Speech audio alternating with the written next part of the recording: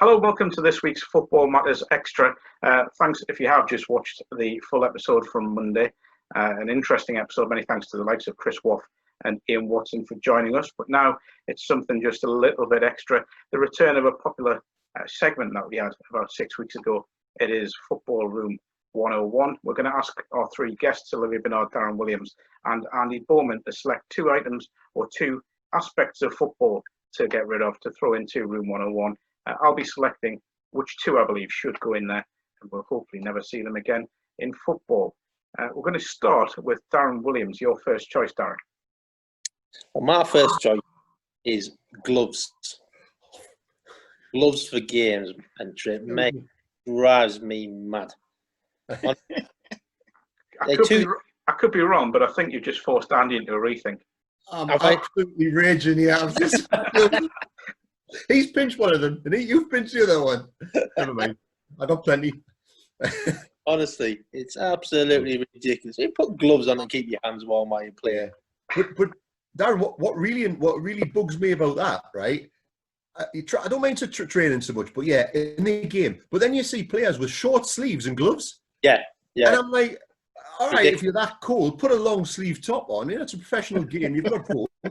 Exactly. It's like, what? I know, I totally agree with you. I feel I should point out Mr. Bernard's very quiet at this rate. Ollie, ever wore gloves in games? Do you wear gloves, Ollie? No, I didn't. For training, yeah, I did. I did for training. I was bad. I was wearing a legging, tracksuit, shorts, and then t-shirt. Well, skins, t-shirt, hoodie, and then rain jacket.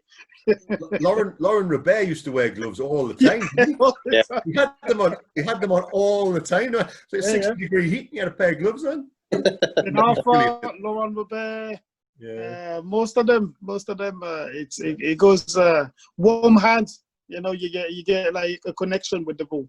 Yeah. To be fair, and I'll stick up for Lauren a little bit here, Ollie, but I think it was the game against Tottenham when he wasn't very well before the game. Came out with gloves on and scored those 2 goals against Spurs. Two cracking goals. Very true. Maybe we're missing out something here. Maybe gloves are sometimes you need your gloves. You know, some players use their inspiration. You know, so. Darren, I'll take you back to your playing career. If you ran out at Roker Park or the Stadium of Light, and you know that left winger's there wearing gloves, I presume you'd want to use one of your phrases. Put him in the stand. Yeah, it's the stand, mate.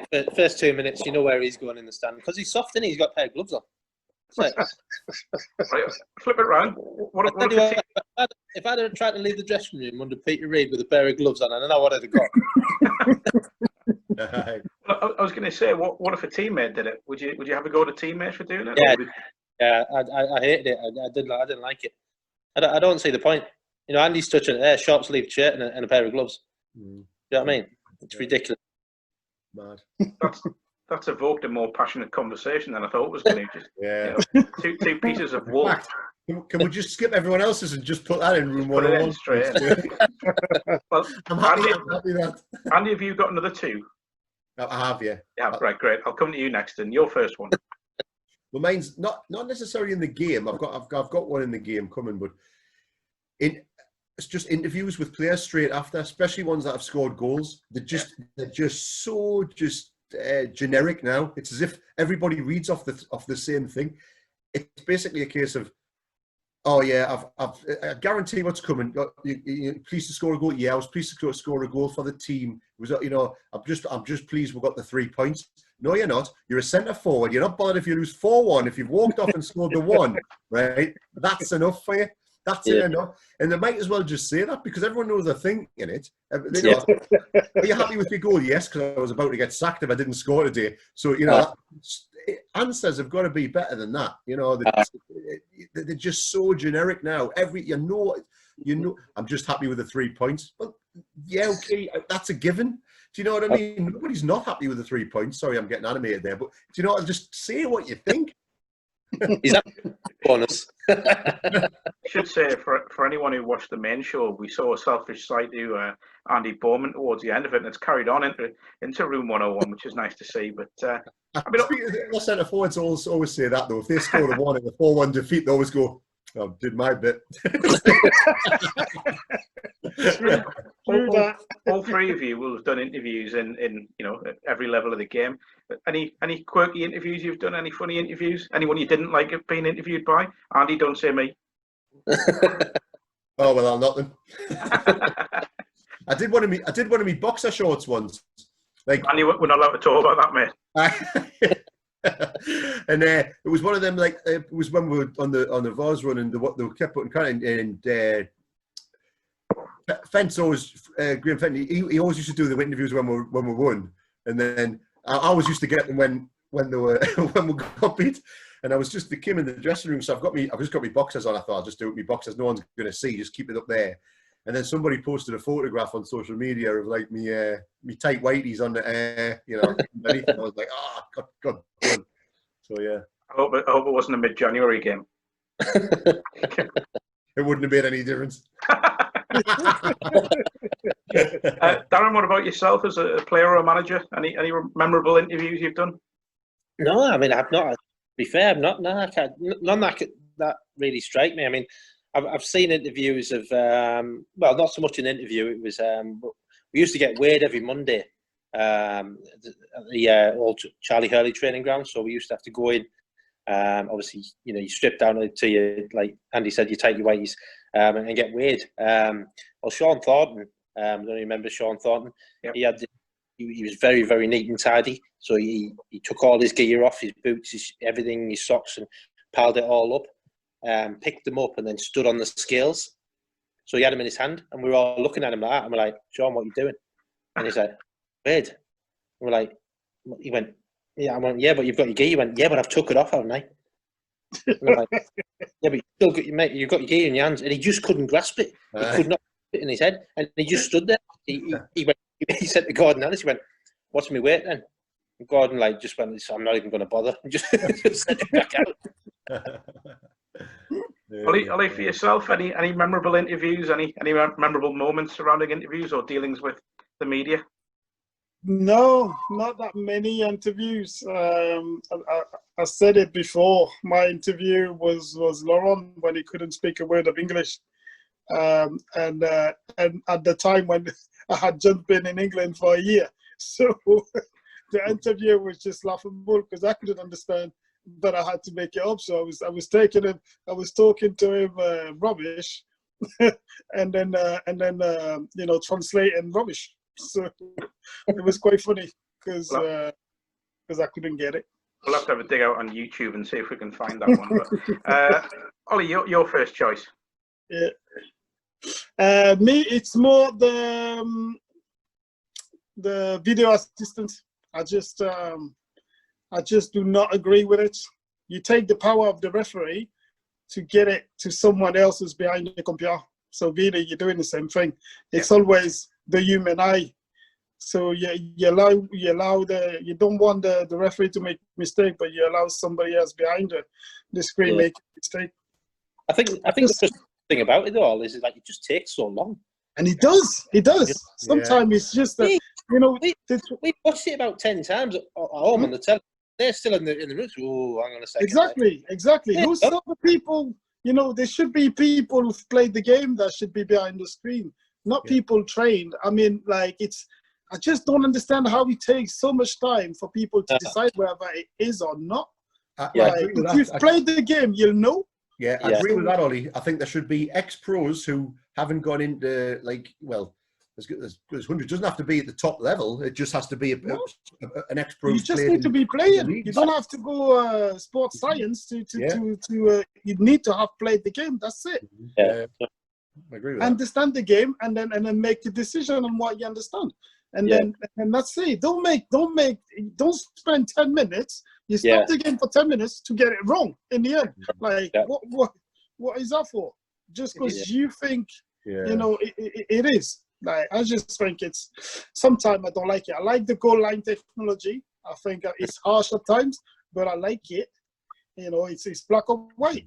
But that video assistance is still human eye. It's what I think.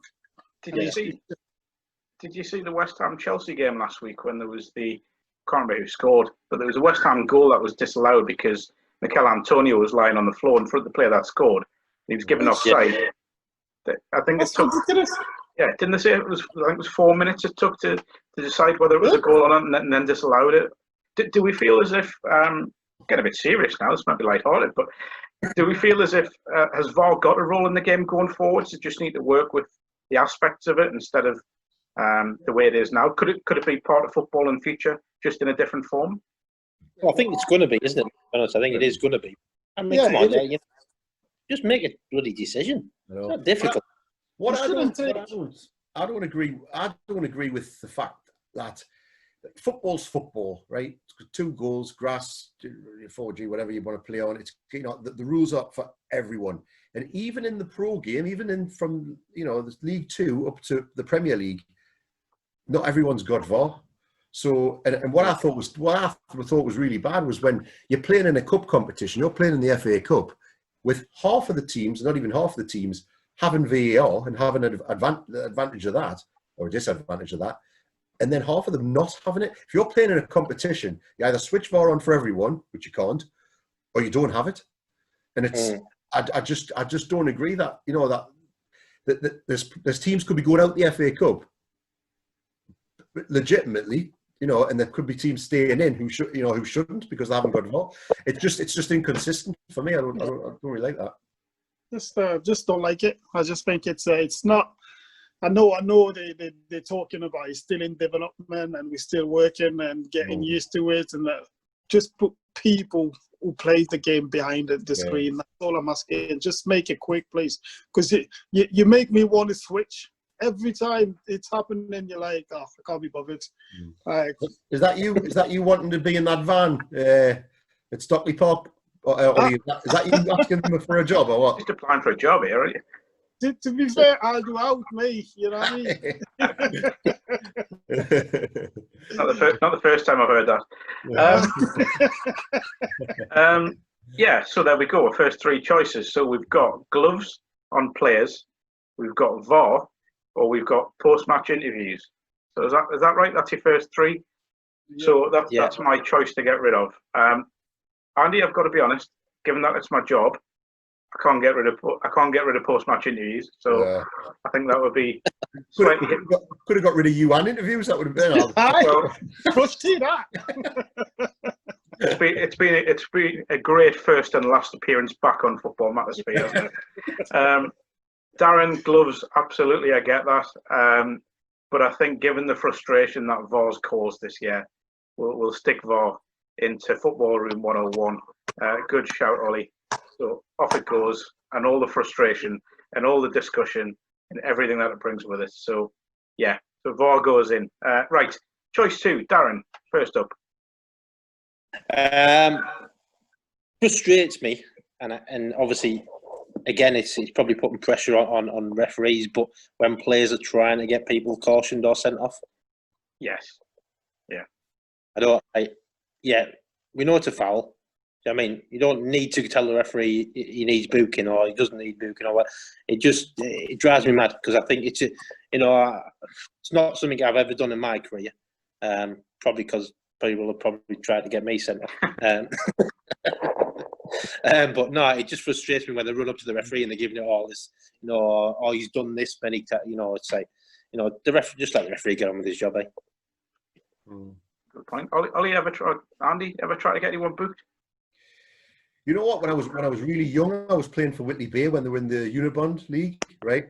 And I was just a young lad, and I'll never forget we played at Accrington Stanley, right? When they were way down there, and it was away, and I remember the keeper kind of jumped out and looked as though he didn't go for the ball, and I'm protesting, the young gobby kid going, you can't let him do that. You've got to send him off for that, and they're trying to get him sent off anyway. I looks behind as the goalkeeper is on the floor with blood coming out of his ears. He's caused himself a brain. I don't know what happened. And anyway, ambulance came and all that, and it was so from that day I've never bothered because I thought, goodness me, he's actually obviously fell funny and he hasn't meant to do what he's done. Yeah. So that was a bit bizarre. Did he get sent off though? I think, well, he had red blood, never mind red card. I don't know. Ollie, what about yourself, Ollie? Ever seen someone trying to do that, or have you ever tried that yourself? I've seen a few trying to do that. Don't get me wrong, because I wasn't going easy on them. So I had a few players, looking at the referee funny, and look at him. He's gonna kick my legs. But I was quite decent. Hiding and putting my soles where you can feel it without the referee seeing it. Would that be Sergio Conceição by any chance? Unfortunately, it was one of them, but Sergio was just not quick enough. Anything it wasn't quick enough. But in the Premier League, there was a few. Groenke at Chelsea. It was long. It was rapid. And I remember first 15 minutes, I had to put my soles on his ankle. And as soon as he rolled for about 10 meters, and he was screaming and shouting. But I had touched the ball. But I just with my knee, I just went, sole's knee, bang, left sole's right knee, and it was done. And I think 5 minutes later, he was out. I think I'm right in saying that was not a rule brought in a few years back that if a player did show or would go to show an imaginary yellow card, that they would get booked. I think there was. Well, I think Gaza got booked for actually showing a yellow card, didn't he? Which I thought was disgraceful. That was because he did that to the ref, didn't he? Because he dropped his yellow card and then he booked him. But that's happened a couple of times recently, actually, and players have done it, and they've laughed it off because it's they knew how stupid that one was with Gaza. Good choice. In that though, I remember playing at Whitby.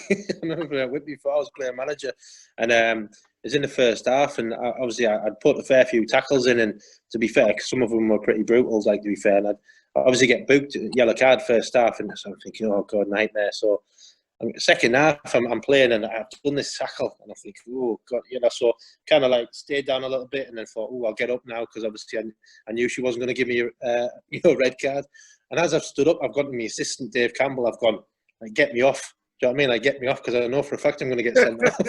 And as I walked off, she turned around and said to me, she went, thank God you're going off. She went, I was going through my mind, I'll just give him a red just to get rid of him. Yeah, it's a funny one, that, isn't it? When you get so, like, when you're actually, it's like they're trying to show you red when you're on the stretcher. Seen that before as well. Yeah. Seen that before. Good choice, Darren. Like that one. Andy, next one for you.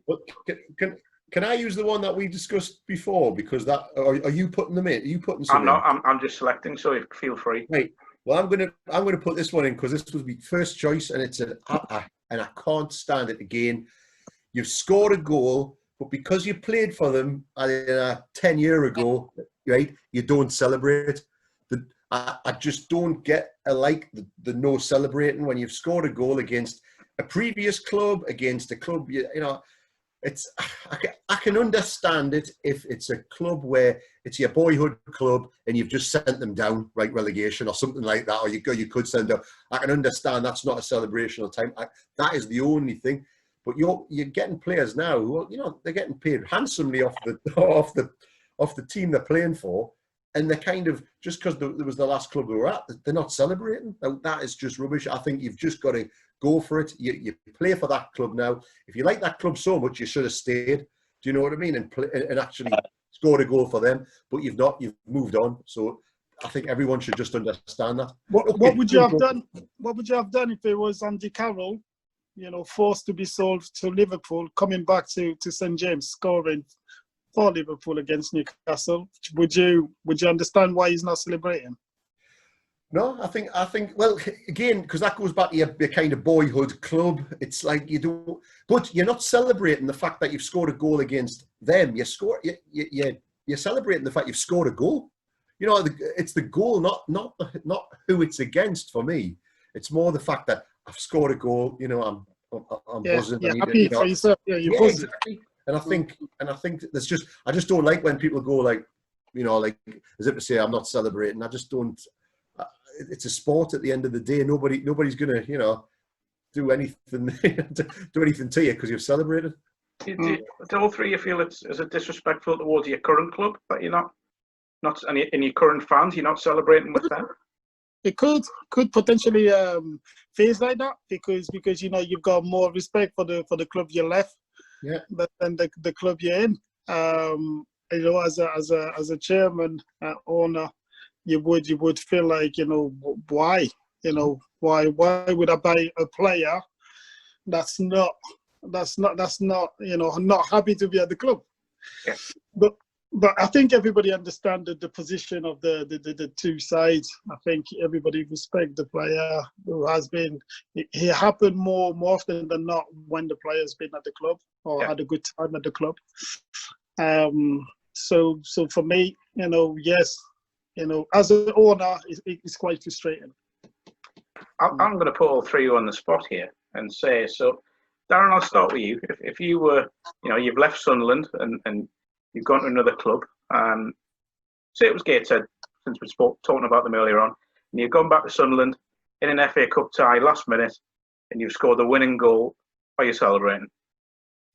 Yeah, I probably would, because obviously I've scored a goal. I probably wouldn't throw it in the fans' faces. Yeah, you know, I agree with that. It'd be one of those. It'd be one. You know, obviously you want to, you know, go over and, you know, I don't know, celebrate with your teammates or whatever. Because I agree with Andy. You know, it's part and parcel of football. I mean, obviously I've been on kind of the other end of it when you know, obviously I came from Middlesbrough. I scored against Middlesbrough. I celebrated.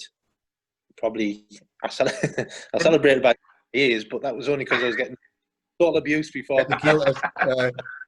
But then obviously a catalogue of events happened after that. So, you know, for me, that celebration probably wasn't worthwhile, because a couple of days later, I come out to drive to training, and I thought, oh, my car windows look extremely clean, when there wasn't a car window in the car. They just smashed. They took every glass out of my car. So yeah, I think there's that photo you've shared before, isn't there, when you got your two hands cupping your ears to. Yeah, basically, you know, I got absolutely slaughtered. As soon as I came out for the warm-up at the Riverside, I got slaughtered. You know, obviously, Middlesbrough lad, obviously, I'd said, you know, they slaughtered everybody in my family, you know what I mean? I didn't realise how many people apparently my mum had slept with.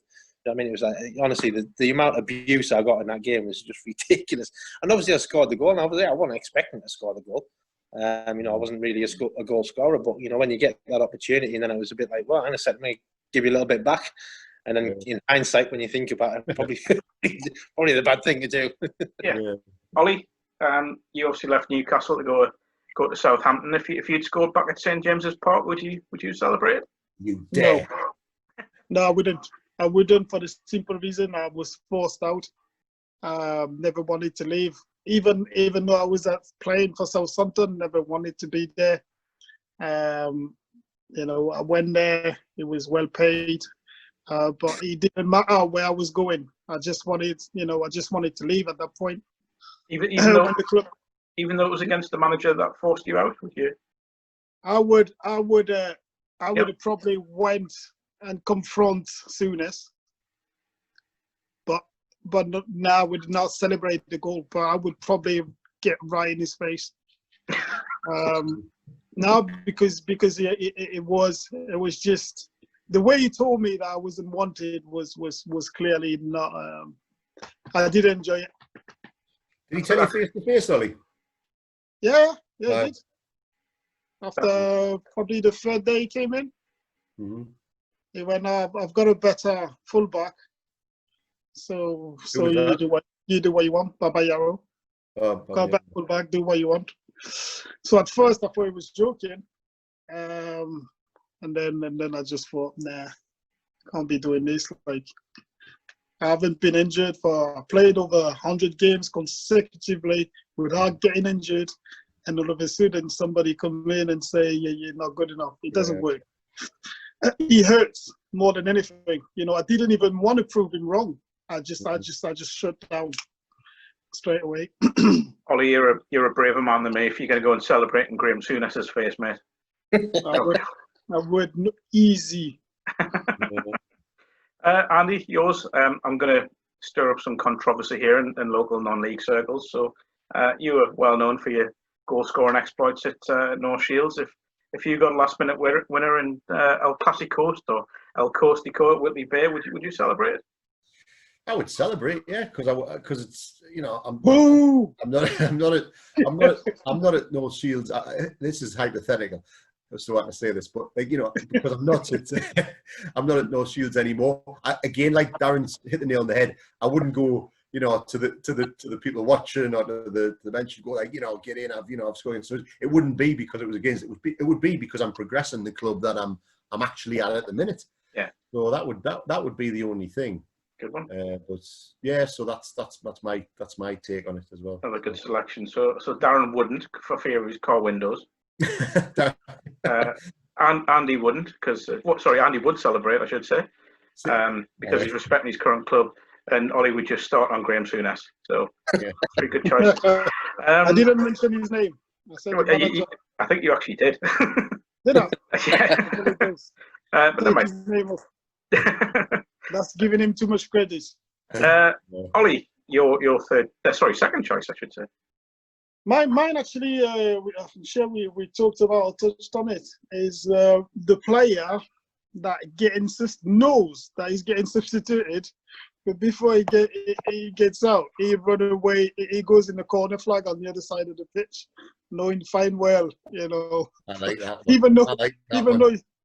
Even though he's the right back, he goes playing left wing just to make sure that it just boiled me up.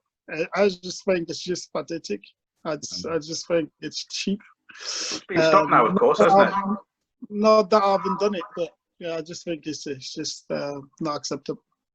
They've tried to stop it, I should say, where they're making players go off at the nearest point. No, they stay in the middle. They stay in the middle. Yeah, stay in the centre circle. They either go to each goalkeeper. It's just I just think it's just cheap. I just think it's. It is a good point. Good point. So again, I'll come to all three of you. What's the most outrageous time wasting you've witnessed? You must have seen some, the last minute of the game when players go down with an injury, or you must have had some horrendous ones during your careers. Anyone remember anything? I've seen a fantastic bit of time wasting, which it was. I can't remember what ground it is, but it's you basically you don't get the ball back. I think it was Easington. It was on the you don't get the ball back, and they just literally kept kicking this ball out, like honestly, and it was going into just over this hill and far away. They did it 3 times and they actually ran out of footballs. Because they didn't, they only said they had 3 match balls, so we ended up playing the last few minutes with this it was just like a proper flat training ball because they just kept wasting time and kicking the ball out. It was ridiculous. But obviously got them back. Yeah, so. I'll turn that round then. So Ollie, Darren, you're 1-0 down in the last minute of the game. Someone's got the ball in the corner flag. We see it often. Players get frustrated, can't get the ball off them. You must have went in and wiped someone out at one point for doing that, surely. Probably someone like Andy. Well, mine was Birmingham away, and the ball was in the corner, and the guy was obviously. It was like, and to be fair, it was the time we got relegated with Sunderland at Birmingham under Mick McCarthy, and I was just about to leave to go on and just absolutely smash this lad in the corner because obviously you're frustrated and you're wound up. Marcus Stewart beat me to it. He got red carded. Probably not. I mean, given Marcus was quite a fiery striker as well, so that's not surprising. No, he was a very fiery striker. I mean, the problem was he kind of shouted. He shouted before that. Obviously, just do him. Do you know what I mean? So it didn't really help him when he went over there and just wiped him out. Yeah. I think the ref already against you that. Ollie, about yourself? Any time wasters? No, myself. Nah, not that much. Not that much. It was quite fair. I wouldn't personally do that because I think it's not acceptable. What about that time, Ollie, when you pretended to be knocked out after Robert hit that ball? Was that time wasting? No. No, he couldn't be. We're losing 1-0. Well, you didn't want to lose by any more. That's what I was just tired. I was just tired. Yeah. I just lay there for a little 5 minutes and then got up. And it was second half. I promise you, Ollie, I was trying to get through this episode without mentioning that. So, that's Andy's fault, not mine. There's not a day where I don't get it. So don't worry about it. You've already told us it's my last one, Mark, so I'm just getting it out there, So what you've done there is the equivalent of, last minute the podcast. You've just gone in and wiped Ollie out. That's what that was. Holding on the ball. You've just gone wiped out. Never seen me tackle him because I'll never be able to wipe Ollie out. I tell you that. Ollie, I'll tell you what I would say. One of your former teammates was a master at running the game down the corner, Alan Shearer. Do you remember him invoking he's done it a few times. Invoked the wrath of Roy Keane for doing that, I seem to remember. in a 4-3 win at St James's. Very true. Yeah. Very true. Very true. I'll tell you one which this isn't one to go in, but it'd be interesting to hear your point on it. That walls for free kicks, just pointless. What discuss? People tried that against Beckham, didn't they, at one point? If they didn't have a wall, right, and your keeper could see everything, right? How many times would you beat a keeper like that? Maybe he's not right at the edge of the box, but when you're a bit further out, is there any point in having a wall? Yeah. That's been raised a few times. Yeah, do you think so? Because if you're 25 yards out, then and you're striking at a keeper, the chances are the keeper can see everything. He's going to get his feet across to save it anyway. So exactly. It's never going to happen. But if somebody got a game normally from 25 yards out, there wouldn't be a wall in front of him, but your keeper will save it. So so I totally agree. I think it's a distance out. What's the point? Yeah, exactly. But people do it because they think they have to do it, and all it does is sometimes incite your keeper. So anyway, the one that I find strange is when you've got a free kick out wide and you have a one-man wall. I don't understand that one-man wall. Like, you might as well just leave it. The cross is coming in anyway. Surely he can be put to better use elsewhere. If you can't get it up and down after, from 10 yards, if you can't get it over him at 10 yards, I think you're struggling. But that should have been your second one. That should have been your second one. So there we go. There's our second choices. So we had Darren. Yours was what was yours again? What did you pick? Yellow card. Imaginary yellow card's a good one. Yeah. Andy, yours was not celebrating against former clubs, and Ollie's time wasting. Tough choice. Good choices there. Andy, I've got to be honest. If you had to put in what you've just said there, I may well have put that in. That's what I said. That's what I meant. Yeah, you've messed up now, mate. I'll be honest. I'm not celebrating anyway. So Ollie, yes. Ollie, I completely agree with the time wasting, but I think since there's now the low end place to try and rectify it, we can't put that in. So I'm going to go with Darren. Yeah, I think Darren's a good selection. The imaginary yellow card just it is irritating. The fact that referees aren't punishing it now as well is extremely irritating. But so Darren, imaginary waving of cards, we'll call it. That goes into Football Room 101. Gents, a pleasure to have you on for the extra half hour here on Football Matters Extra. Give us a follow on Twitter, on Facebook, and subscribe to us on YouTube, on SoundCloud, and on iTunes. The podcast will be available very shortly. Many thanks for joining us on Football Matters this week. Andy, Darren, Ollie, thanks for coming on. We'll see you next time.